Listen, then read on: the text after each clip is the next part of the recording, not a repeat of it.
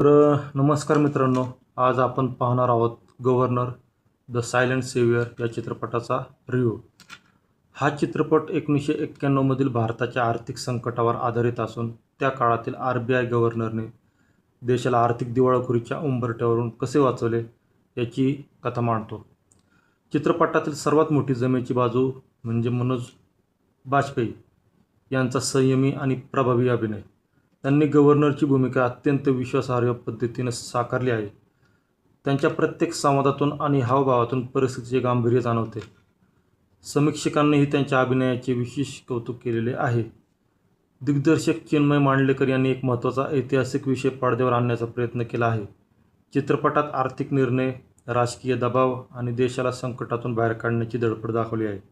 मात्र काही ठिकाणी पटकथा थोडी संथ वाटते आणि नाट्यमयता कमी असल्यामुळे सामान्य प्रेक्षकांना चित्रपट माहितीप्रधान वाटू शकतो.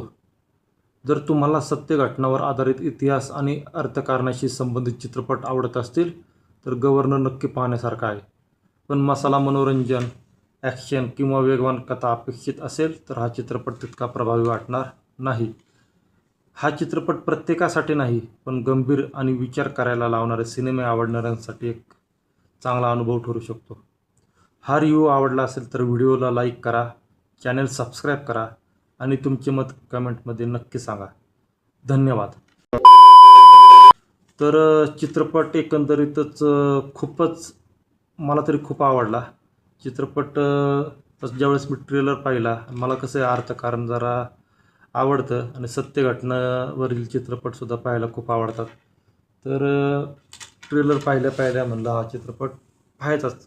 बऱ्याच वेळा काय होतं की मला चित्रपट पाहायची इच्छा असते, पण ते वेळेअभावी किंवा थिएटरमधील शो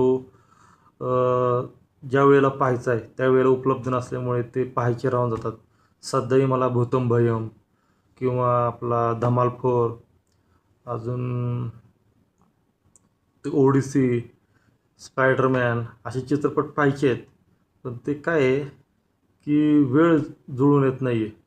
अजून बरेच मराठी चित्रपट जसं की एक होते माळीण, परत अजून 2-3 असे मराठी चित्रपट आलेले आहेत जे की वेळ जुळून आल्यामुळे किंवा वेळेच्या अभावामुळे चित्रपट काय पाहणं होत नाही. त्यामुळं समीक्षा पण खूप लेट येत आहेत.